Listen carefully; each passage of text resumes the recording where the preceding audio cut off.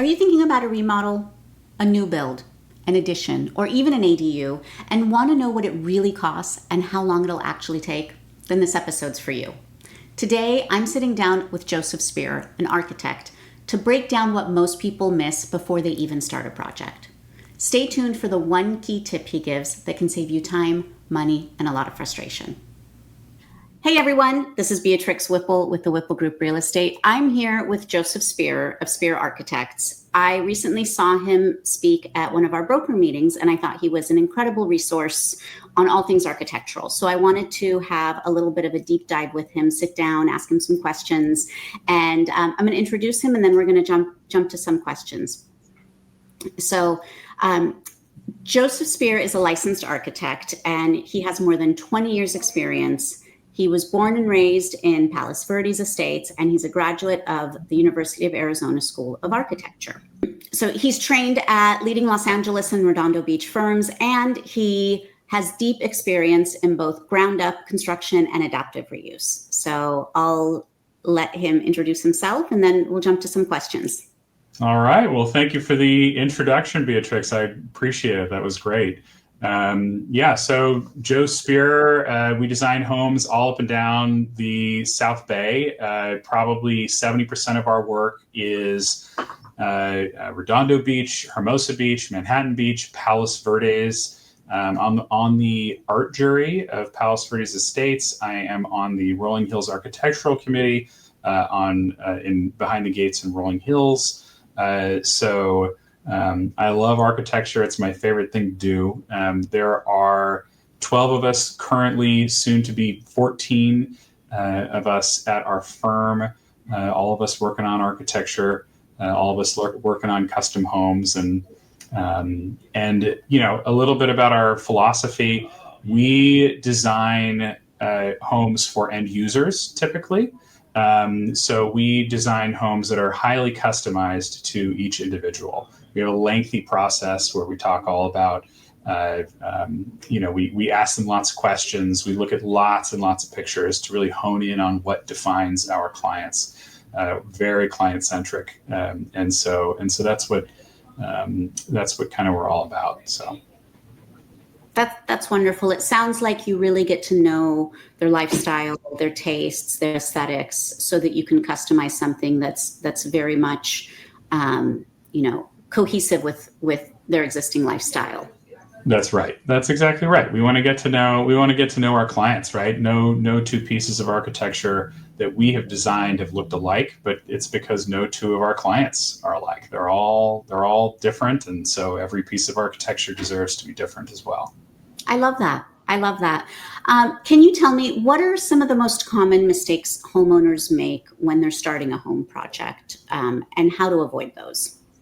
So that's a great question. I think that, one of the things that you can really do early is, and especially let's say during an escrow, when you're purchasing, is hire a architect who is going to be able to take a look at the site, take a look at the home, and really get to understand what it is that's different about this particular home. Because, it could be that you want to do an addition at some point in the future, and it turns out that after you close escrow, you kind of discover that you can't, right? And hiring an architect early to kind of get that information, I think, is a really big thing. And then the other thing I think is, picking an architect that really that really understands your style and understands what you're all about, so you can really kind of get to the bottom of what it is that you want.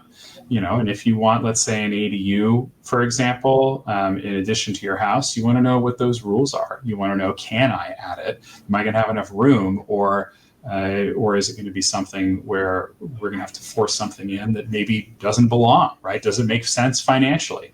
All that stuff has to be done. All that reconnaissance has to be done at the beginning.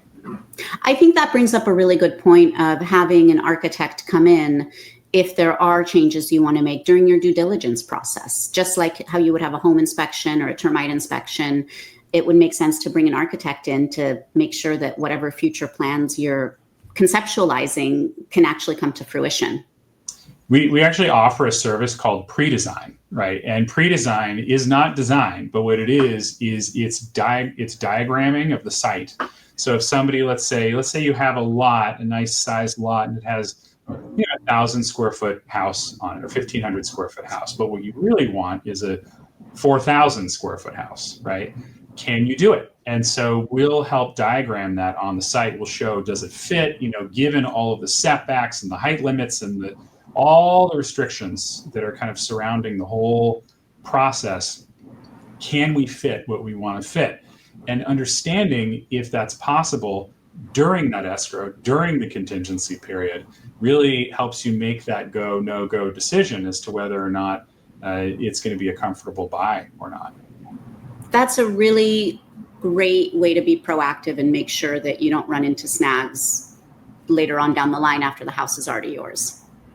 Yeah, for sure. I mean, I got, usually we don't get these calls as much anymore, but I would say every once in a while we still get a call from somebody who just closed escrow and they say, all right, I'm ready to get started, only for us to say, I'm sorry, but you have a giant easement through this section of your house and you can't build anything. And there's a reason why no one's ever built in that area.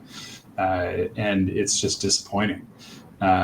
So getting that information early and getting lots of information and having meetings where we can kind of sit down and work through all those potential issues makes a big difference. And one thing you brought up, this just kind of sparked a question for me. I have learned, at least here in Long Beach, different parts of town have different guidelines and setback requirements. Is that the case for most cities, or is that exclusive to Long Beach?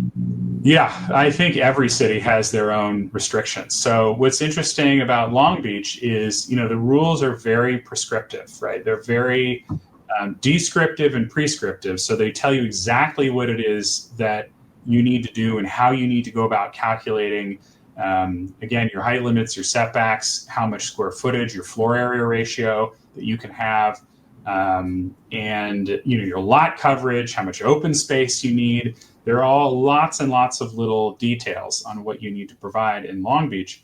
But in some cities, it's not that way, right? So for example, in some of the cities on the hill, in the Palos Verdes hill, there aren't as many rules. There are fewer rules, but they have a more active planning commission, right? And the planning commission and the art jury, right, or the architectural committee, the homeowners association, together, those two departments will actually be more subjective, right? So they'll say, well, your neighbor is objecting here. They don't like how tall your building is. And so we'd like you to lower it by a few feet, right?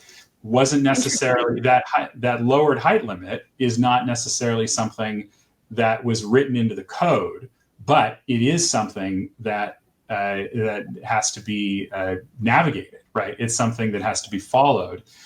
So all cities do have rules. They all have rules, but how they're implemented and how they're interpreted, they're all different, right? City of Los Angeles has vastly different ways of handling it, even within the city, or even within its own city, right? From overlay to overlay in the City of Los Angeles, from one section, you might have rules that say this actually has to go in front of a planning commission, and you have to hear all your neighbors, and there's this process here. And in another area, it might be, nope, just follow the code and you're fine. You just follow these rules and you're fine. You don't even have to talk to your neighbors if you don't want to.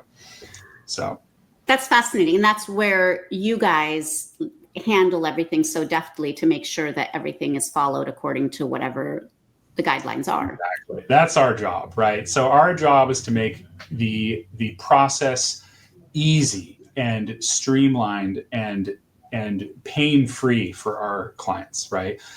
Basically, our clients have to accept a few things. They have to accept how much it's going to cost, right? And that's not always easy to accept because construction is expensive. And they have to accept how long it's going to take, right? Because it takes a long time in any city at this point to get anything done. So as long as our clients can accept those two things, we handle all the rest of the heartache, right? So basically, it's our problem if there's a planning commission that needs to be prepared for and thought about and curated and everything. And, our clients do like to participate, so we'll have them at those meetings for sure, at the planning commission meetings, because it is helpful to have them there. But we're running it. We're making sure that one foot is put in front of the other, and that the process is smoothly taken care of, no matter what the city process is.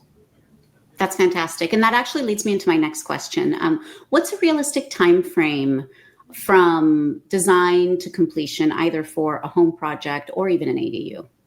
So I would say for, and it's kind of interesting because, so an ADU, for example, let's start with an ADU. An ADU has these California rules that are kind of imposed on the local cities. And they basically say, you have to keep the time process to a minimum. It has to go quickly. They want it done quickly so that they can get more housing. Yeah, that's California's goal, right? And so there is a little bit of impact on local cities for a timeline from an ADU perspective, right? They say there's a 60-day rule, right? They say they have to approve an ADU without a planning commission. You're not allowed to have a planning commission process. Cities aren't allowed to force you to have a planning commission process for an ADU. But they have to be done, quote, ministerially, right? So basically they have to be done at a staff level, not from a bigger planning commission level. And they have to be done within 60 days. But the local cities interpret those 60 days as, we'll say 60 days, as long as we deem your application to be complete, right? And that gives them a lot of freedom. They can say, oh, it's not complete yet. No, it's not complete yet. It's not complete yet.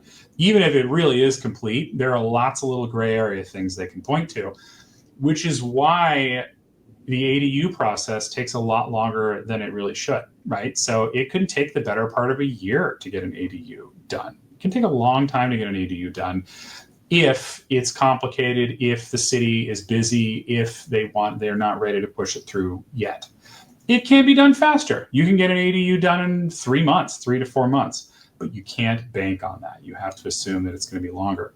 And then for a home, it's about a year, right? It's about a year to get anything done in any of these local cities. Again, Long Beach, Palos Verdes, Hermosa, Manhattan, Redondo, Torrance, they all take better part of a year to get something done. Some even longer, right? Palos Verdes can take over a year now at this point to get a permit. So, it kind of depends on what particular process that you're going to be going through, but you still have to bank on about a year for getting a permit. Okay, so that's a good rule of thumb.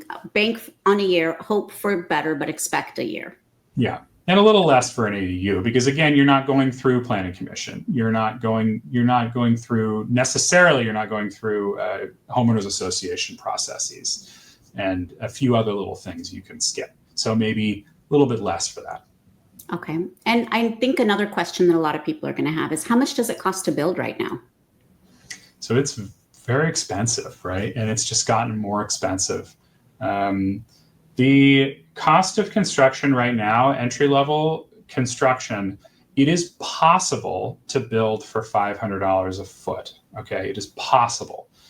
It is not likely, right? So if you're building just an ADU, it's very simple. It's a box, and it's not a lot of frills, it's stucco, very simple windows. You're not doing big multi-slide doors, the Nana doors, as people have been calling them, right? You're not doing that stuff. It's very simple. Okay, you can probably, nothing fancy. You can probably do it for $500 a foot. But that's not really what people are designing homes for, right? Most people now, if they're doing a custom home, are somewhere in the range of, they're probably around $700 a foot now at this point. And some people are spending more, right? Some can spend less, right? Again, you can, if you're on a really tight budget, you can do it. But 700 is pretty typical, and there are people going up to 900 or 1,000, sometimes $1,500 a foot. And again, it really just depends on your particular level of finish How big are the spans, right? Do we have a big open concept, or are we going to be more economical with columns and walls in different places, right? And most people go for the big span, right? They want to have that big great room. They want to have, again, those multi-slide doors that open up, and you're basically blending the interior and the exterior of the home, right? Bringing nature in and bringing your home experience out to your yard. And things like that cost money and can drive up prices. One of the things that we do is we get a budget for our clients at the beginning, and we want to know, how much do you want to spend on this project? How much can you spend? What's your kind of your goal, and what's your doomsday scenario if prices are high? What's the most that you'd be willing to spend? And then we try and hit that target. So we'll help our clients by working with contractors throughout the process, making sure that we're price checking along the way, and that we know what that budget is so that we can head towards that, right? If someone says, I must spend $500 a foot, we know what we have to do from a design perspective. If someone says, you know what, if it ends up being $1,000 a foot, I'm okay with that, we know what we can do at that point. Right? So it really just depends on what our clients are going for. So this brings up a couple of questions that kind of came to me while you were speaking about this. What do you think has contributed? It sounds like there's a lot of rising costs with construction. Am I interpreting that correctly? For sure. Yeah. Okay. Yeah. So a two-part question. What do you see as contributing to that? And then also, what do you see in terms of people's taste, style? What do you see people asking for? Where do you see things kind of trending, if you are seeing any trends? Yeah, so I'll take your first question here about rising costs, and you're gonna have to remind me of that second question in just a second. But basically, rising costs are they're rising. Okay, if you'd asked me just a few years ago, I would have given you a completely different number from a cost per square foot. Right. And, when I started the practice, I remember quoting people, $150 or $200 a square foot for construction. Right. And it's just gone up and up and up. I think that the main reason is just general inflation. I think that costs of everything are higher now. So I'd say that's probably 85% of the issue. It's just general inflation. But that does just like everything, right? But I think it has outpaced inflation, right? Construction costs have gone up faster than inflation. And I think the reason for that, there's two main reasons. The first one is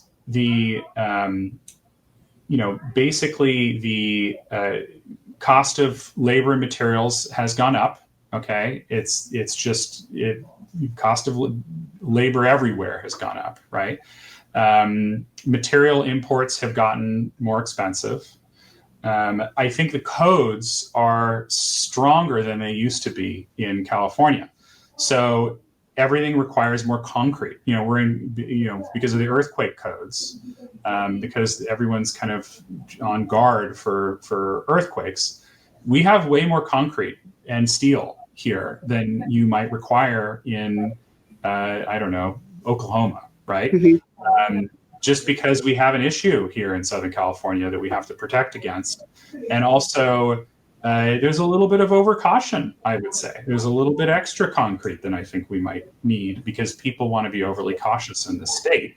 And so I think, the cost of that extra safety factor is price, right? That's the cost. Yeah. And then, I think things just generally cost more in California than elsewhere. But I think that's probably the main factor. Okay. I think all of that makes a lot of sense and was kind of in line with what I was thinking was most likely the cause, but I'm always curious. And then my second part of that question was, what are you seeing in terms of what people are asking for? What's trending? Are there certain styles or things that you've seen that you keep seeing repeated? So I would say, probably a few years ago, it would have been I don't know. If you'd asked me a few years ago, I would have said Cape Cod, plantation style, those kinds of styles. I would say now we're seeing a lot more contemporary than we ever have before. So we have a lot of contemporary and modern, and kind of a resurgence of mid-century modern people are kind of into right now. And so we're seeing a lot of that. I think there's kind of a modern English style architecture that's coming in, right? We see a lot of like white brick now at this point that is becoming popular, and we have, but again, mixed in with contemporary. I don't think there's any home that we're designing right now that doesn't have at least some piece of contemporary flair. And we have a lot of traditional designs, right? Traditional Spanish, traditional, all sorts of traditional architecture, but it always has kind of a contemporary flair right now because it's what people want. People want those big windows, right? Mm-hmm. People want big spans, and you just don't have that in historical architecture, right? Yeah. You couldn't do it before, right? Steel wasn't really a thing until fairly recently. And so people want that openness that they couldn't have before, I think. And I think that also reflects what we see when we're out with our clients and what they're looking for. So what you're seeing people ask for also mirrors what people are looking for when they're looking for property. So it's just interesting. 100%. 100%. Yeah, I think the real estate market and the architecture market have a lot in common, and they're very, very tightly connected. And I think when something happens in real estate, we feel it in architecture, and I think vice versa. For sure. Switching gears a little bit, I did have a question about SB9. Tell me a little bit about how SB9 changes things for homeowners, and what are the biggest opportunities, and what are some of the hidden headaches that people may not understand? So I think what's fascinating about SB9 is it's another law that comes down from the state that's kind of being imposed on all of the localities, right? So and SB9 is the lot split. Exactly, it's a lot split. So basically, what's happening with SB9, okay, is there are a few things that are allowed, right? So the first thing that's allowed is you're allowed to split a lot right down the middle, okay, as long as you keep a certain percentage of the smallest lot has to be a certain size, right? But as long as you keep that percentage, you can split the lot into two pieces. And then on each of those lots, you can put a house, an ADU that is attached to the building, also a detached ADU, and a junior ADU. Okay, so you can 4 dwellings. You can put 4 units on each of those split lots. So you can turn a single family residence into 8 units. That's wild. Wild, absolutely wild, right? Now, not all of the cities have adjusted to this yet, but they will. They have to at this point, right? Because it has been imposed by the state of California, and the ability to add those 4 on each lot is fairly recent, right? There was a big ADU law in 2020, but this most recent update to the ADU law that allows those 4 units on those SB9 split lots is recent. It's within, I think it was last year that it was implemented. So cities are still reeling from that new information, and we'll see how it all pans out, but they should be complying here pretty soon. And the cities must adhere to what the state says. Is that right? They do. There are some ways that they can kind of wiggle out of it. If it's a fire and life safety issue, they can say, you know what, we don't have the infrastructure to be able to handle it, so you can't do it. Water, not being able to get there. If it's too hilly, sometimes they can say it's a hazard, or there are a few little things that they can do.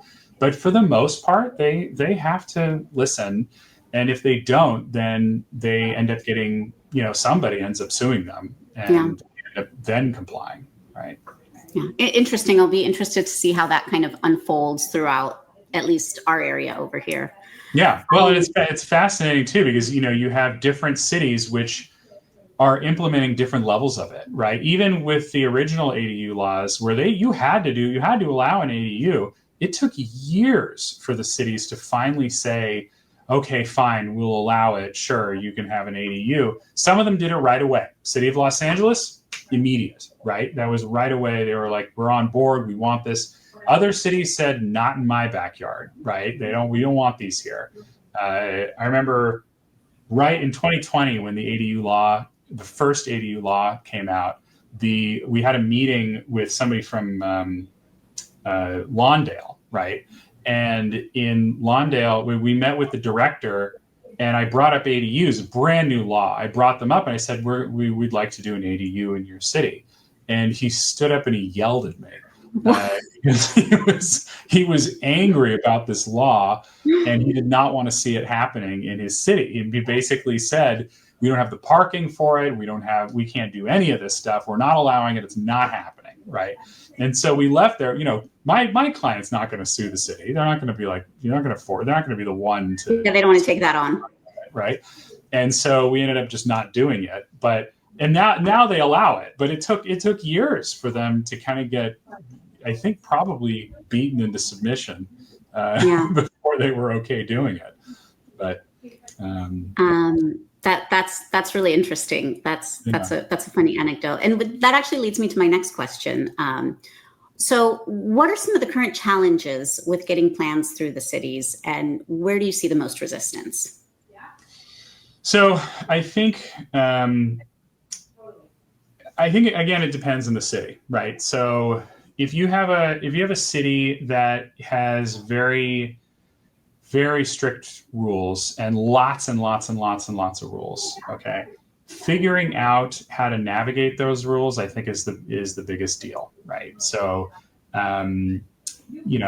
let's take Manhattan Beach, for example. Okay, Manhattan Beach, they have lots and lots and lots of rules, and therefore, when we're kind of interpreting the rules, it's very complicated, right? And sometimes we'll have a design, and we'll then have to kind of go to the city to be like, all right, do you guys agree with our interpretation of these rules? And sometimes they'll say yes, and sometimes they'll say, no, we're interpreting this differently than you are, right? I would say because you have to have that back and forth with almost every city, it comes down to how responsive are they, right? All these cities are busy. City of Long Beach is busy. They're really busy, right? And so getting someone to kind of return your calls in order to be able to continue to move the process forward is not always the easiest thing. And so we're really good at follow-up and making sure that we're constantly on all of the whole bureaucracy, right? We're basically kind of making sure that it's all happening. But if you don't push, then nothing happens, right? They'll put you on the back burner. So you got to put a bug in their ear, I would say. And you may have already answered this with this previous question, but do you see any differences in how cities handle the submittal process? Yeah, I think that the smaller the city is, the more kind of grassroots the process is almost, right? It's basically like, you submit something and then they invite you in and they're going to talk to you, right? And they might kind of hash it out right there, and then they'll take it back and they'll put it in their pile for reviewing later. And then you get a city like Long Beach, right? Or Los Angeles that's a little bit bigger, right? And so basically, they have a very strict process, and it has to go through every step systematically. And so you have to, there's a lot of waiting, and then there's a lot of picking things up from this department and moving them over here. There's a lot of kind of shuffling things around. And then again, you have different processes, right? Again, sometimes you have a planning commission you have to work with, and that might be a whole separate thing, right? Having to kind of create a PowerPoint presentation to explain why you should be able to do really that. do. Oh yeah, we do PowerPoints for sure for all the neighbors and for that commission to make sure that we're conveying what it is that we're trying to do and why we should be able to do it. So it sounds like it's a lot of kind of prep and work on the back end for you guys when it's a bigger city and there's a lot of different steps to hit along the way. Yes, I would say, but I wouldn't say it's less work for a smaller city because it's just different, right? Mm. It's just because maybe they're not as organized if it's a smaller city. And so we actually have to spend more time redoing something that we shouldn't have had to redo, right? Maybe they say, you know what? We actually don't want to go in this direction. We want to do this instead. And so, or you were, I know I said that this was what we were going to do, but I'm now retiring and there's a new planner in town and now we're going to do things this way. Right. And so then we have to redo all the work again. Right. Oh my gosh. I think it just depends. It depends. And it's always a lot of work. It's just a question of what the work is going to be. This is fascinating to kind of go into this deep dive and learn about all of these things that we as lay people and even me in the industry, it's all behind the curtain. So I appreciate all of this. It's my pleasure. If you were advising a homeowner, and this is a question I get a lot too, but if you were advising a homeowner on where to invest in their property, to where they're going to get the most bang for their buck, or, for me, it's always a question of resale. And I think it kind of goes hand in hand with what your answer will be. What would you advise people to put money into? So I agree. I think my answer is going to be very similar to the answer that you would give as well. But I think the kitchen is huge, right? Making sure that it's a beautiful kitchen. You want to have cabinets that are current. You want to have appliances that are current, right? And I know appliances are expensive, but they're actually inexpensive when you think of what you could do from a much bigger architectural perspective, right? Ripping off the roof is way more expensive than redoing your kitchen, right? So, and then I would say the primary bedroom, bathroom, closet, I think that having that kind of situation squared away is big. It has to be, those are the two main spaces: the kitchen, great room, and then the primary bedroom. Those two spaces are the ones that you want to pour all the money into. And then if you have money left over, I would say aesthetics on the exterior of the house are big, right? Making sure that the siding looks great and that the stucco is in good condition and that the roof looks fresh, and landscaping that's a good way to spend not too much money, but have a giant impact on the house. For sure. So, I think from that perspective, those are kind of the main points. But again, it depends on the size of the project, right? If you're doing a new home, a brand new house, then there's really nothing you shouldn't spend money on. You should put the money everywhere because it all makes a difference. I guess it kind of depends. I absolutely agree with what you said about kitchens, because people fall in love with kitchens. It's something you use every day. I really believe that the kitchen is the heart of the home. And I see clients walk into a beautiful home, and when there's a kitchen that is even aspirational, people fall in love with it. They get an emotional reaction and an emotional connection with it. So I agree with that 100%. It's so true. You're so right. I mean, even for, I think more people like to cook now than it used to be. I think, I love cooking, right? It's one of my favorite things to do. And I think people like to entertain in the kitchen, regardless of whether they like to cook, right? So just kind of laying stuff out and bringing stuff out of the refrigerator to eat while you're hanging out. Maybe you have something on the TV and you're kind of, but all that whole situation is where people are, right? They're hanging they out. Congregate. Yeah, exactly. Yeah. And it didn't used to be that way. It used to be that the kitchen was for one purpose, and it was preparing the food. And then you'd take the food and you'd move to the dining room, and then you'd spend time in the dining room. And when you were done with the dining room, you'd move into the living room, right? And it was there was a succession of how you would do things.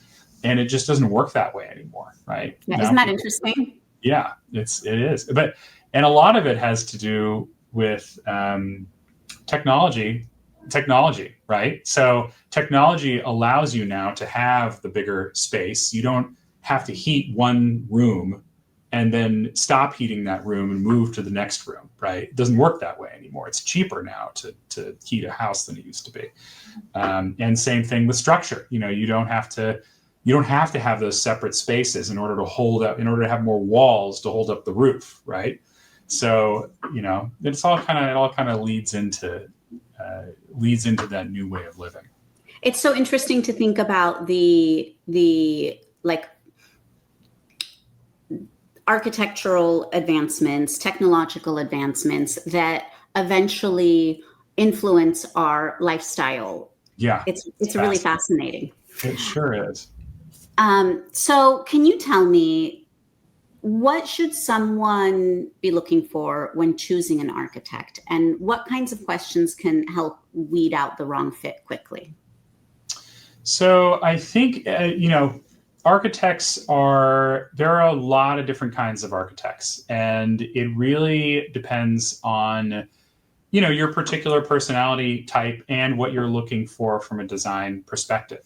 There are design forward architects. If you want something that's going to be, so let me start with what people come to us for. Okay. So they come to us for something that defines who they are, right? So people are coming to us because they want something that is going to be designed specifically to their tastes and to how they live and to their aesthetic. And so we spend a lot of time at the front end getting to know our clients, pictures, interviews, walkthroughs of their existing house, asking them lots and lots of questions, right? So, and not all architects do that. And that's not bad, right? I would say we're not the least expensive architect, right? And it is, it's because we spend more time kind of making sure that our clients are getting exactly what it is that they need. Let's say a real estate developer, for example, they don't really necessarily need that, right? A real estate developer might say, I don't need an interview. I don't need to look at 1,000 pictures. I just want something that's going to be financially prudent for this particular lot. And so they'll go to an architect that might be less expensive than we are because they don't need it. And that's great. And I support that 100%, right? We're not for everybody. They're not for everybody. And it just kind of depends on what it is that you're looking for. We're also, we're great from a technical perspective. Like if you want to analyze a lot, if you want to know what's happening during an escrow, we are great at that, right? And there are other architects that don't want to be bothered. They want to have everything closed. They want to be ready to go with the clients ready with their contract in hand and ready to start designing.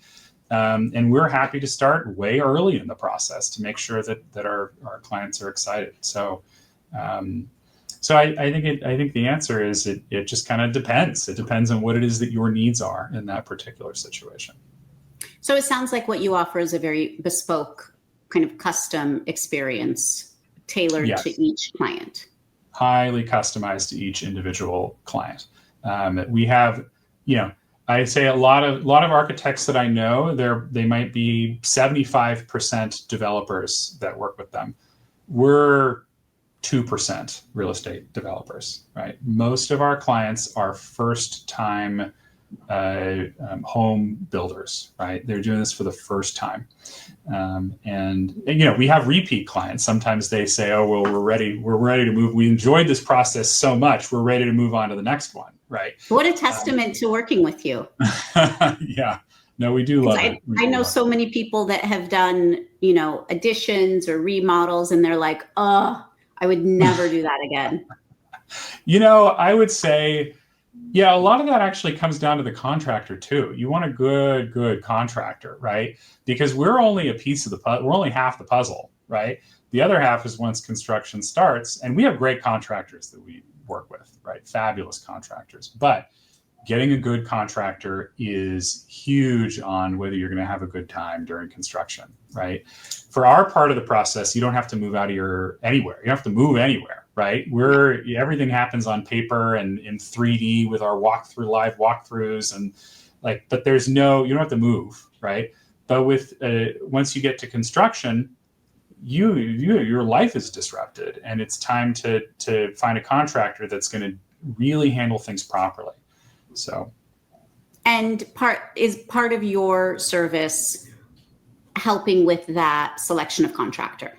For sure, right? Okay. Not just helping with the selection, but actually working during construction to make sure that all the contractors' questions are being answered. So we don't abandon the project before everything is done, right? We're there all the way to the end of construction, but we play a supporting role. We're supporting our client.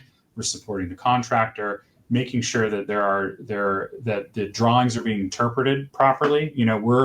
We spend a lot of time designing, putting lots of detail in these plans, and they've got to be followed properly, right? And so we want to be there to help interpret them and make sure that things are getting built according to plan. And then invariably there are changes. People see things that they want differently, and we want to be there to kind of curate that and make sure that it's getting implemented properly, any of those changes. This has been wonderful. This has been so eye-opening and valuable and informative for me. And I think a lot of people watching this will also find it very, very valuable and informative. And you're a great interviewer. I had fun here today, Beatrix, for sure. Thank you. I had one last question, but I think we kind of touched on it already. It was questions about, what is the process for designing a new home? But I feel you've answered a lot of that with, talking about the front end. But if there's anything that you'd like to add to that we may not have covered, I'd love to hear it. Yeah, I think for us, it's the interview, the pictures.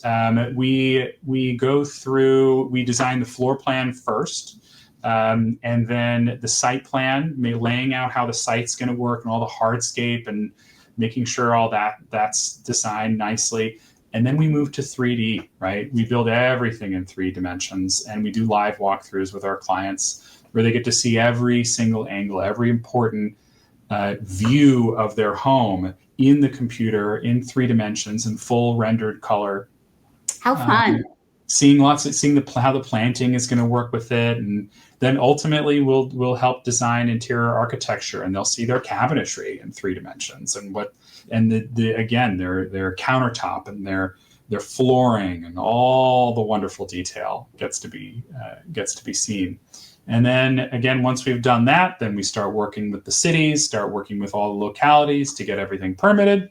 And then construction, then we work with the contractors to get proper bids and to select a contractor, and then construction begins. Thank you for walking me through that. I appreciate that. Absolutely. So what I'd love, if you can send me, your portfolio or, any links to anything that you'd want to share, I'm going to share those in the caption and ways that people can find you, whether it's your website or if there's any social media or anything like that. I'll share that all in the caption. You can send that to me afterwards. But this has been really, really fun and informative, and I'm so glad you agreed to do this. And it was 100% my pleasure. Again, you were wonderful. This was a lot of fun, and thank you. And I appreciate you having me on your podcast. My pleasure. Thank you again. And this is Joseph Spierer of Spierer Architects. They're based locally here in the South Bay. All of his information will be in the caption, in the notes. And if you ever have any questions, feel free to reach out to him or to me. And it was a pleasure. Thank you. Pleasure is mine.